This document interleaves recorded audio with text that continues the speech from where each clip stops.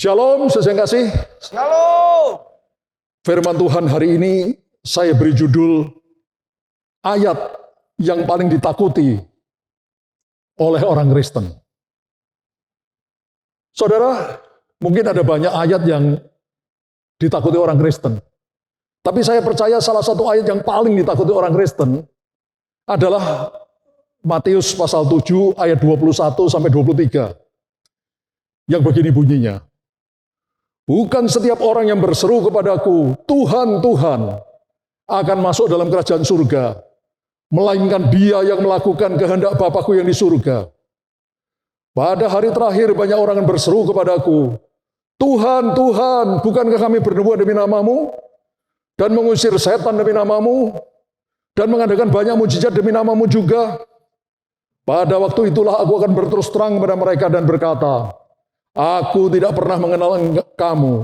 Enyahlah daripadaku, kamu sekalian pembuat kejahatan. Saudara, dari sekian banyak ayat yang mungkin ditakuti orang Kristen, saya percaya ini salah satu yang paling ditakuti oleh anak-anak Tuhan. Kenapa demikian? Mari kita bahas ayat-ayat tersebut. Yang pertama, Matius pasal 7 ayat 21. Bukan setiap orang yang berseru kepadaku, Tuhan, Tuhan, akan masuk ke dalam kerajaan surga, melainkan dia yang melakukan kehendak Bapa-Ku yang di surga. Siapa yang mau masuk surga? Katakan, saya harus melakukan kehendak Bapa di surga. Ayat ini jelas, saudara. Saudara yang kekasih, dikatakan tadi, bukan setiap orang yang berseru kepadaku, Tuhan, Tuhan, akan masuk ke dalam surga. Saudara yang menyebut Yesus Tuhan, itu hanya orang Kristen. Hanya anak-anak Allah. Orang lain tidak menyebut Yesus Tuhan. Contoh, saudara sepupu kita, orang Muslim, menyebut Yesus itu Nabi. Nabi Isa. Orang Yahudi bahkan tidak percaya pada Yesus sebagai Tuhan. Tidak percaya Yesus itu Mesias. Bahkan sebagian mereka menganggap Yesus itu hanya penipu belaka. Dan orang-orang yang di luar itu tidak percaya Yesus itu Allah, Yesus itu Tuhan. Hanya kita orang-orang Kristen yang percaya Yesus itu Tuhan. Tapi ayat ini berkata, bukan setiap orang yang berseru padaku Tuhan, Tuhan, akan masuk dalam kerajaan surga. Melainkan hanya mereka yang melakukan kehendak Bapa-Ku yang di surga. Sekali lagi, siapa yang mau masuk surga? Katakan, saya harus melakukan kehendak Bapa di surga. Saudara, kehendak Bapa di surga itu ada dalam Alkitab kita. Nah, pertanyaannya, apakah kita harus hafal semua perintah Bapa? Saya mau tanya, di sini siapa yang hafal seluruh perintah Allah di dalam Alkitab? Tolong angkat tangan. Pak Yunus hafal seluruh perintah Allah? Enggak. Saya pun enggak hafal, saudara. Saya sudah baca Alkitab ini berulang-ulang, dari Kejadian sampai Wahyu belasan kali. Bahkan mungkin lebih. Tapi saya tidak hafal seluruh perintah Allah dalam Alkitab. Loh, kalau hafal saja tidak, apalagi melakukan. Nah, kalau tidak melakukan kehendak Allah, kok mau masuk surga? Pak Yunus mau masuk surga?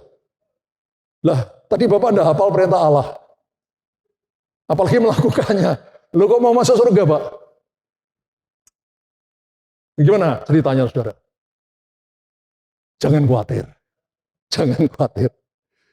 Saudara, di dalam Alkitab, itu ada 10 perintah utama yang Tuhan berikan pada bangsa Israel. Dan juga kepada kita semua. Itu disebut sebagai 10 perintah Allah. Atau dalam bahasa Inggris, the 10 commandments. 10 perintah Allah. Saudara, pada waktu Allah mengeluarkan bangsa Israel dari tanah perbudakan di Mesir, maka Allah tidak langsung membawa bangsa Israel ke tanah perjanjian Kanaan. Tapi lebih dahulu Allah membawa bangsa Israel ke Gunung Sinai. Dan di Gunung Sinai, Allah memberikan 10 perintah Allah melalui Nabi Musa. 10 perintah Allah itu ditulis di atas 2 loh batu dan ditulis dengan jari-jari Allah. Apa bunyi 10 perintah Allah itu? Yang pertama, jangan ada padamu Allah lain di hadapanku. Ini perintah yang sangat penting, saudara. Jangan ada padamu Allah lain di hadapanku. Artinya, Tuhan Allah yang kita sembah adalah yang nomor satu. Katakan, Tuhan adalah yang nomor satu. Dia yang harus paling kita hormati, kita kasihi, kita sembah. Tidak boleh ada Allah lain di hadapan Tuhan.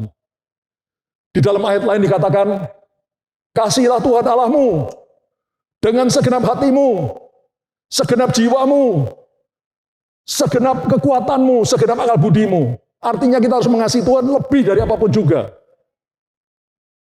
Saudara pastikan kita melakukannya. Mengasihi Allah lebih dari apapun juga.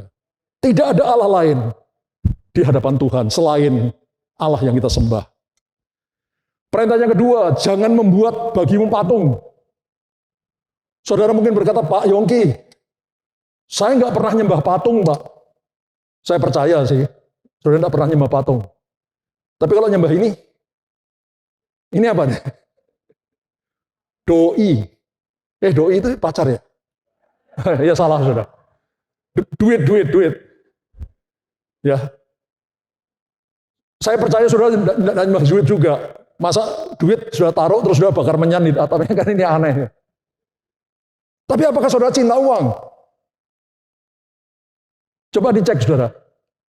Yesus berfirman, di dunia ini hanya saingan Allah itu hanya satu, yaitu mamon, uang. Iblis itu bukan saingan Allah, nggak ada artinya. Tapi uang itu saingan Allah. Karena itu Yesus berfirman, ya, kalau orang yang mengasihi mamon, dia tidak mengasihi Allah. Kalau dia sungguh-sungguh mengasihi Allah, dia tidak mengasihi mamon. Biarpun kita perlu uang, tapi kita tidak cinta uang. Satu-satunya yang bisa mengalahkan Allah di dunia ini adalah mamon. Mari kita cek. Adakah berhala lain dalam hatimu? Apakah itu mamon, uang? Atau itu kedudukan, pangkat, harga dirimu, keluargamu, atau apapun yang kau hargai lebih daripada Tuhan? Itu berhala. Jangan ada bagimu, jangan membuat patung, jangan ada berhala di hadapanmu. Perintah ketiga, jangan menyebut nama Tuhan Allahmu dengan sembarangan. Oh, orang Kristen banyak menyebut nama Tuhan dengan sembarangan. Sedikit-sedikit, ya Tuhan. Ya kalau ya Tuhannya benar sih. Tuh, hati-hati. Kalau orang Amerika suka mengutuk orang dengan nama Tuhan. God damn you. Tuhan mengutuk engkau. Loh, kok mengutuk orang pakai nama Tuhan? God damn you. Itu bahaya, saudara. Itu sangat tidak menghargai nama Tuhan, menyebut nama Tuhan dengan sembarangan. Saudara, orang Israel itu sangat takut menyebut nama Tuhan dengan sembarangan.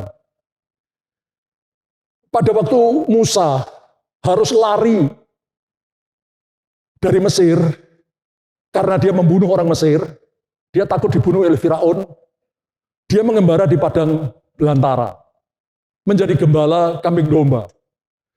Suatu ketika dia sedang menggalakan kambing domba, sekonyong-konyong dia melihat ada semak-semak yang terbakar, tapi tidak hangus. Jadi Musa mendekat ke tempat itu, dan ternyata Allah ada di situ. Singkat cerita, ketika Musa bertanya kepada Allah, siapakah namamu? What's your name? Allah berfirman, aku adalah aku. I am that I am. Dalam bahasa Ibrani, kata aku adalah aku itu Y-H-W-H. Itu dibacanya Yahweh. Bagi orang Israel, nama Allah yang disebut oleh Allah sendiri, siapa namamu? Aku Yahweh. Itu sangat sakral, sangat suci, sehingga orang Israel tidak berani mengucapkan kata Yahweh dengan sembarangan. Sebab itu orang Israel menggantinya dengan kata Adonai. Jadi kalau orang Israel mau bilang Tuhan menyuruh apa gitu, dia tidak berani berkata Yahweh menyuruh, tidak berani. Dia bilang Adonai menyuruh. Ya, saking hormatnya kepada nama Allah. Ya, jadi hati-hati. Jangan menyebut nama Allah Tuhanmu dengan sembarangan. Perintah keempat, ingat dan kuduskan hari Sabat. Ya, puji Tuhan, dari tadi pagi Waktu saya datang jam 7, saya ketemu Pak Yudi di bawah, wakil gembala. Saya tanya, Pak, jemaat gimana Pak? Oh penuh Pak, penuh Pak. Oh, puji Tuhan Pak, ternyata penuh Pak. Saya pikir karena ini sudah liburan Lebaran, sudah banyak yang pulang. Ya nggak apa-apa sih, pulang juga nggak salah gitu. Ya, tapi ternyata kebaktian pertama juga penuh Pak. Kedua lebih penuh lagi, ini ketiga juga cukup lumayan. Artinya jemaat di tempat ini memang senang beribadah kepada Tuhan. Berikan. Kalau saya pergi keluar kota atau keluar negeri, saudara, hari Minggu saya cari tempat ibadah. Saya tanya kepada resepsionis di hotel atau lihat di Google, gitu, tempat ibadah yang sesuai dengan kita, gitu. Orang Pantai Kosta, saya akan cari, saudara. Apalagi sekarang sudah ada gadget, saudara ya. Jadi ingat dan kuduskan hari Sabat. Perintah yang pertama sampai keempat, jangan ada padamu Allah lain di hadapanku. Jangan membuat bagimu patung. Jangan menyebut nama Tuhan Allahmu dengan sembarangan. Ingatlah dan kuduskanlah hari Sabat. Keempat perintah itu bisa diringkas menjadi satu perintah, yaitu kasih kepada Allah. Lebih dari apapun juga. Kita lanjutkan. Perintah yang kelima. Hormatilah ayahmu dan ibumu. Mungkin saudara yang berkata, Pak, ayah dan ibu saya tidak jadi contoh, Pak. Ayah saya pemabuk, Pak. Penjudi. Ibu saya kelakuannya tidak baik, Pak. Maaf, mungkin berselingkuh atau bagaimana. Oke, jangan diikuti, jangan diteladani ayah dan ibumu. Tapi saudara harus tetap menghormati ayah dan ibumu. Halo? Katakan amin. Ya kalau mereka sudah tua, mungkin mereka membutuhkan perawatan dan sebagainya, sedapat mungkin sudah lakukan. Hormati ayah dan ibumu, supaya panjang umurmu dan berbahagia hidupmu di bumi. Berikan tepuk tangan bagi Tuhan, haleluya. Perintah ke-6, jangan membunuh. Kalau saya sih sering membunuh, Pak. Kecoa. Apa yang jenis-jenis gitu, Pak? Ya, nyamuk, gitu. Sudah ada berapa nyamuk nih mati saya bunuh, Pak. Nah ini maksudnya membunuh manusia, saudara. Tapi mungkin saudara berkata, loh Pak, saya nggak pernah bunuh manusia. Loh, kalau saudara membunuh dengan perkataan, pernah nggak? Cet, aduh, sakit sekali. Seperti ditikam dengan sembilu. Saya ini sastrawan juga, Pak. Pak, ditimpan dengan sembilu. Ya, kalau bambu itu diasah sampai tajam, itu sembilu, diiris gini. Sakitnya itu di sini. Nah, saudara, bagaimana dengan perkataan saudara? Atau membunuh dengan jari-jari? Ya, melalui ini kirim kata-kata yang menyayat hati. Ya, jangan membunuh. Amin, saudara. Perintah berikutnya, jangan berzina. Saudara yang sudah menikah, itu pakai cincin. Ini maaf, cincin saya taruh di tengah, saudara. Saya pernah dimarahin sama Pak Denny Tumiwa. Ya, cincin ini, cincin kawin, ini harusnya di jari manis katanya. Ini saya taruh di tengah. Ini bukan apa-apa, saudara. Karena kalau saya taruh di sini, lepas. Ya, jadi saya taruh di tengah. Hormati janji nikah saudara di hadapan Tuhan, itu dihormati. Kita berjanji itu setia pada pasangan kita sampai maut memisahkan, sampai mati. Ya, no way. Biarpun pasangan kita sakit kayak apa segala macam, tetap setia sampai mati. Do you understand? Hormati tempat tidurmu. Jangan mencuri. Ya, ini tidak usah diterangkan lah ya. Jangan mencuri, sudah jelas kan. 9, jangan mengucapkan saksi dusta tentang sesamamu. Ini saya lihat banyak loh orang saksi dusta ini memfitnah, saudara. Saya itu tidak pernah habis berpikir, Pak. Ada, maaf, jemaat di tempat ini, anaknya sekolah, dia terlambat bayar atau di mana, Pak? Ditagih. Marah, Pak. Sudah marah, dia malah terus nyerang saya. Ini yang ngomong gurunya. Itu Pak Yongki, sudah kaya. Ini uang sekolah ditagih-tagih. Itu Pak Yongki bangun TDRP supaya uangnya bisa dikorupsi. Waduh, Ya, kalau orang itu ada di sini, bertobat. Saya sudah ngampuni, saudara. Saya sudah maafkan. Tapi kalau dia tidak bertobat, itu berbahaya. Saya tidak kaya, saudara. Ya, mobil saya pribadi hanya satu, Innova. Umurnya sudah 4 tahun lebih. Dulu belinya juga nyicil. Rumah yang saya tempati sekarang itu bukan rumah saya, itu rumah pastori, saudara. Ya, saya bukan orang kaya, tapi saya berkecukupan. Ya, Tuhan cukupkan saya. Ya. Jadi kalau tadi ada orang yang memfitnah seperti itu, Pak Yongki membangun taman doa, itu untuk bisa uangnya dikorupsi. Orang itu bertobat. Ya, saya nggak sakit hati sih, Pak. Saya sudah ampuni. Ya, tapi masalahnya nanti orang itu dengan Tuhan. Kalau dia belum beres, nanti berhadapan dengan Tuhan kan repot gitu. Ya, jadi sekali lagi kalau orang itu ada di sini, saya nggak tahu orangnya sih. Saya juga nggak cari tahu. Waktu itu saya dikasih tahu mana-mana orangnya. Oh, Pak Yunus, misalkan gitu. Bukan Bapak kan? Nah, bukan. Saya nggak cari tahu, saudara. Saya sesakarmu lah. Ya, saya sudah langsung ampuni. Cuma saya kasihan. Ya, ini baru satu kali ini saya ceritakan di sini, saudara. Ya, supaya orangnya bertobat. Kan ada hubungan dengan ini tadi, saudara. Jangan mengucapkan saksi dusta tentang sesamamu. Perintah ke-10, jangan mengingini milik sesamamu. Ya, banyak orang suka iri hati sama orang. Wah, istrinya lebih cantik dari istri saya. Suaminya lebih ganteng dari suami saya. Tapi kalau Ibu Winda tidak usah khawatir, Bu. Pak Yunus ini ganteng, Bu. Ya, saya menilai beliau ganteng. Ya, cari yang lebih ganteng susah. Ya, istrinya lebih cantik, suaminya lebih ganteng, lebih kaya, lebih ini. No way. Jangan iri sama orang lain. Kedudukan orang lain, pangkat orang lain, apapun. Jangan iri. Bersyukur untuk apa yang Tuhan berikan pada kita. Mau, saudara? Berikan tepuk tangan bagi Tuhan. Nah, perintah ke-5 sampai ke-10.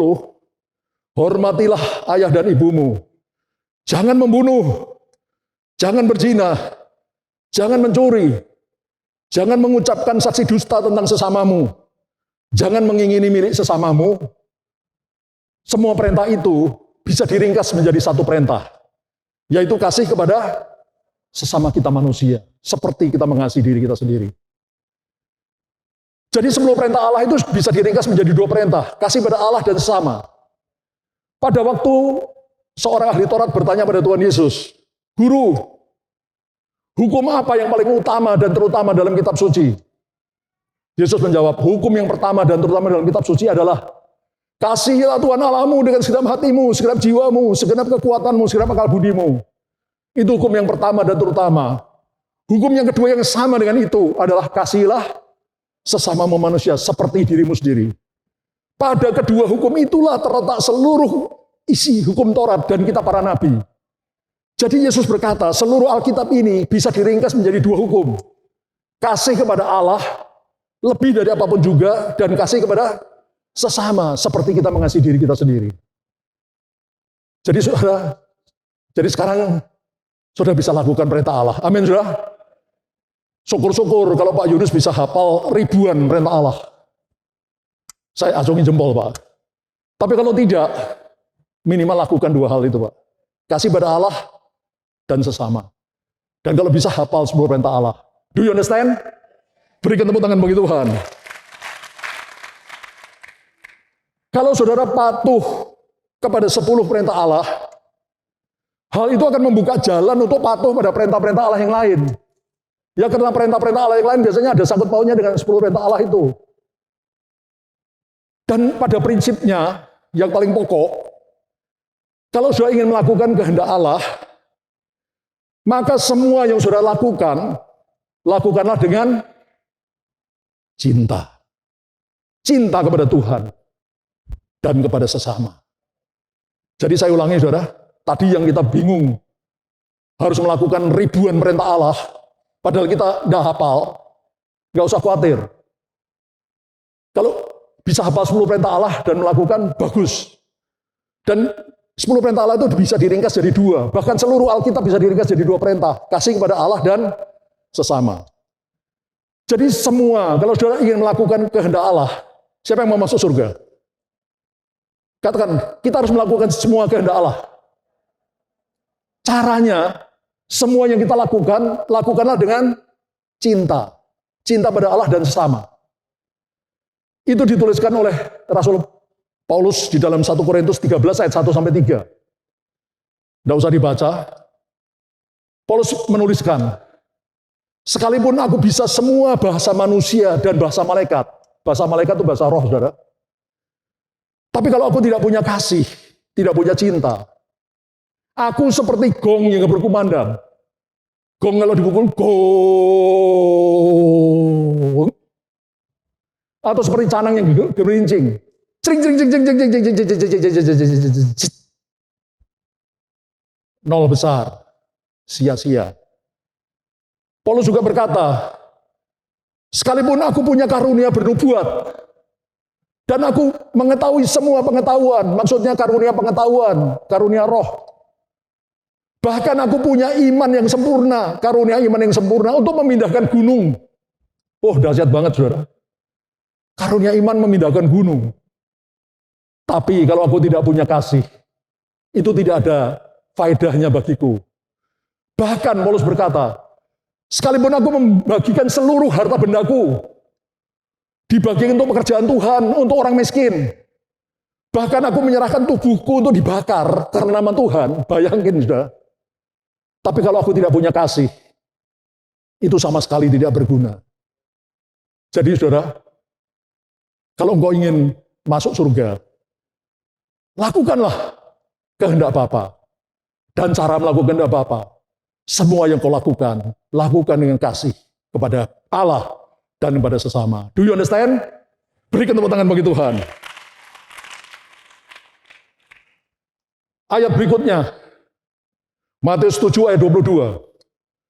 Pada hari terakhir, banyak orang berseru padaku, Tuhan, Tuhan, bukankah kami bernubuat demi namamu, dan mengusir setan demi namamu, dan mengadakan banyak mujizat demi namamu juga?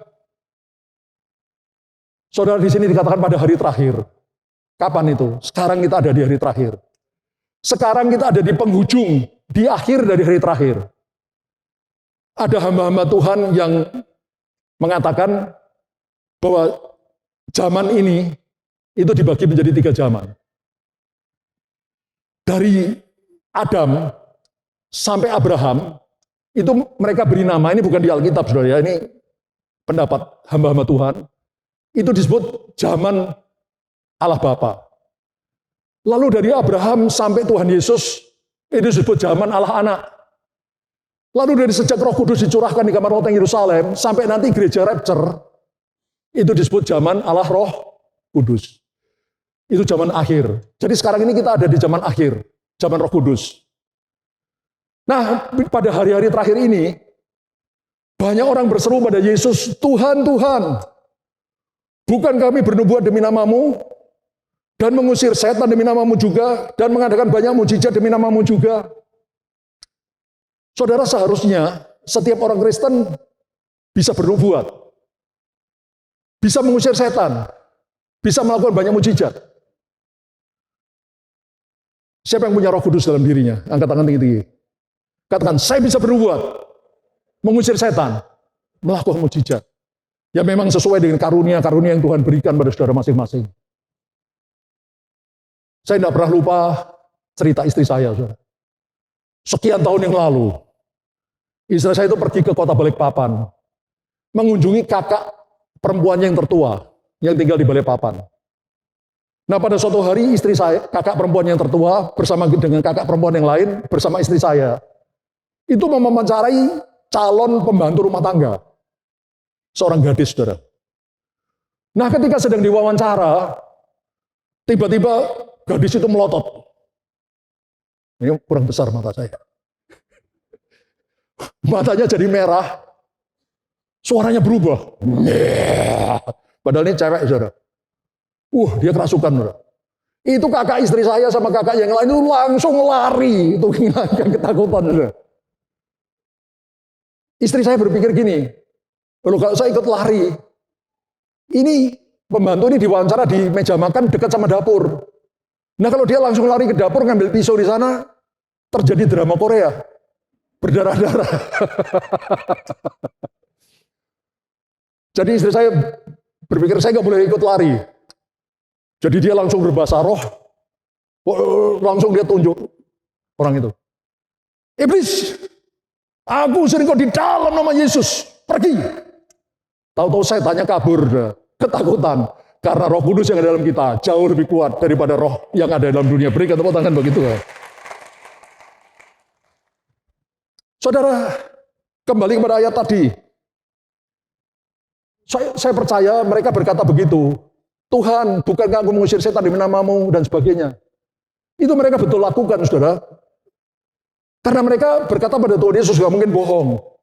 Ya kalau berkata pada saya bisa dibohongi, Pak. Bapak bilang saya mengusir setan, ya saya percaya bisa dibohongin.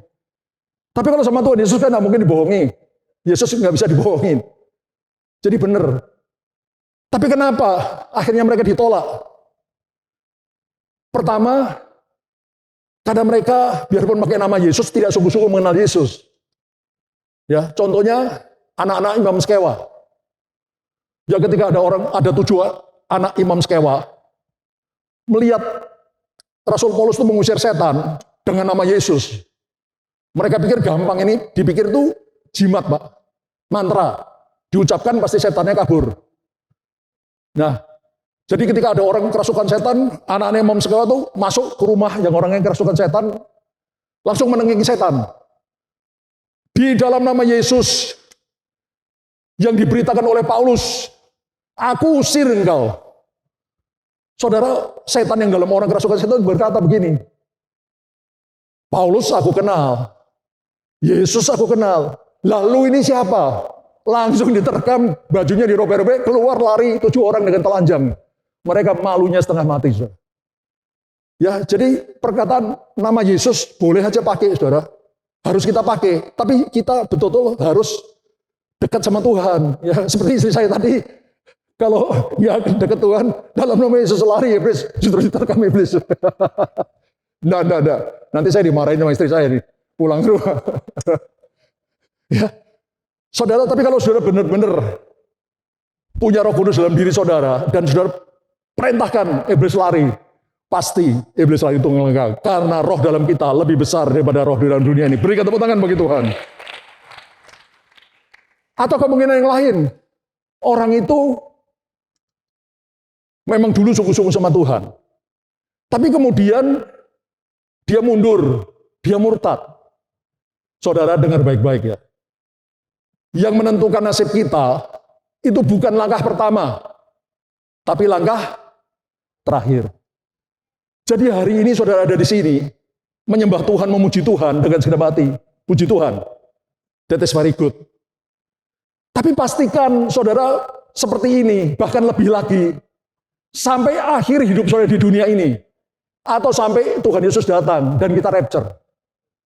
Karena bukan langkah pertama yang menentukan, tapi langkah terakhir. Apakah engkau setia sampai akhir? Atau engkau setia hanya di depan saja, tapi di belakangnya engkau jauh dari Tuhan.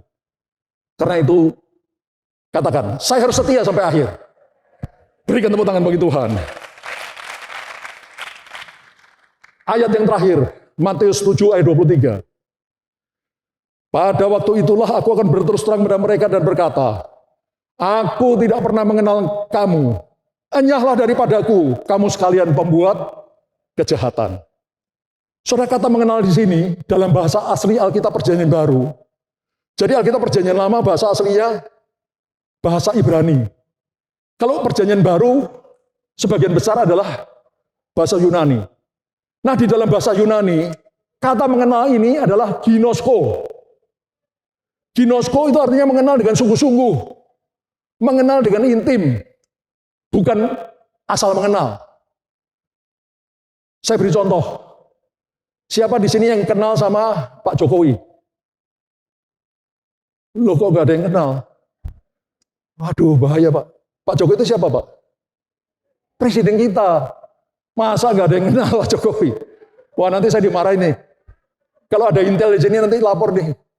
Jemaatnya Pak Yongki gak ada yang kenal Pak Jokowi. Repot Pak saya nanti. Loh, kan kita kenal, saudara. Ya, Pak Jokowi lulusan dari Fakultas Kehutanan ya. Universitas Gajah Mada. Istri beliau namanya Ibu Irana. Beliau punya 3 orang anak.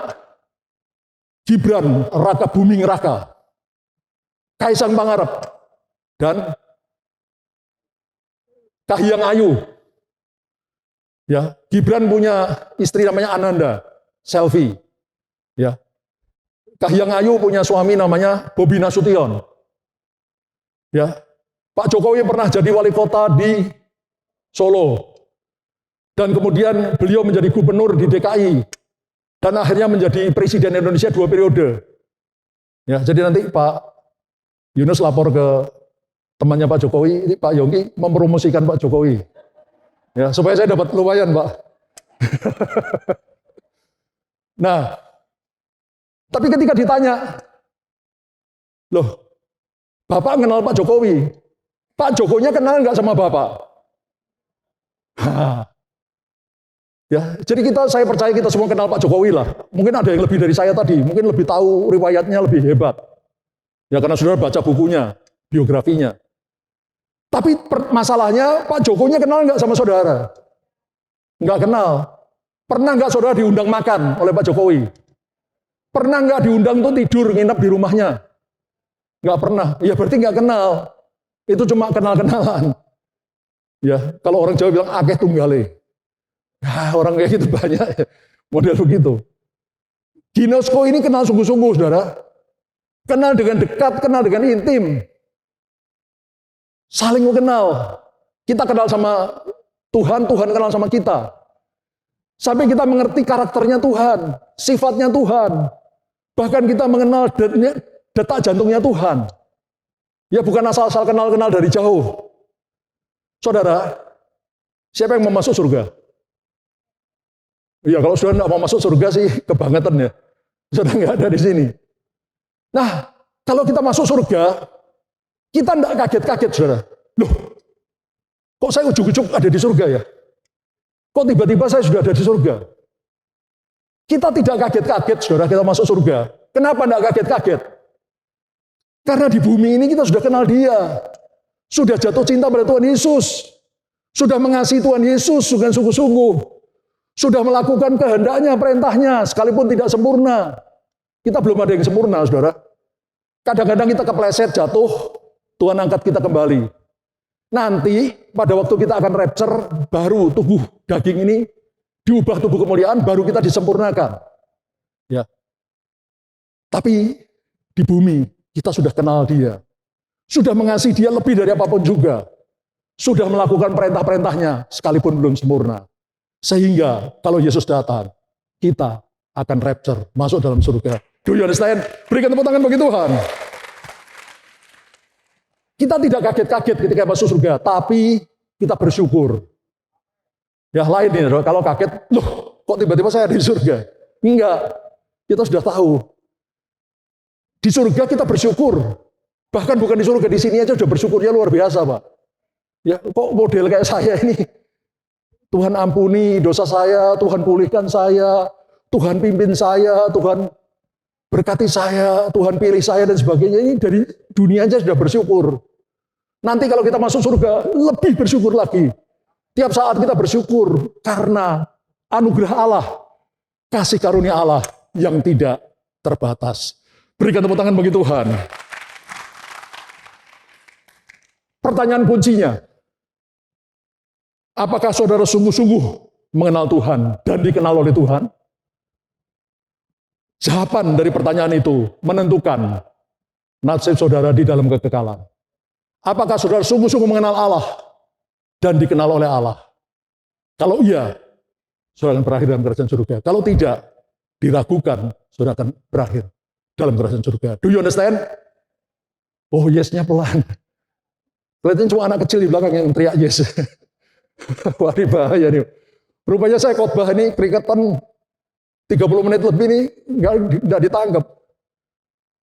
Saudara, kita harus mengenal dan dikenal oleh Allah. Itu yang menentukan nasib kita di dalam surga. Do you understand? Yes, berikan tepuk tangan bagi Tuhan.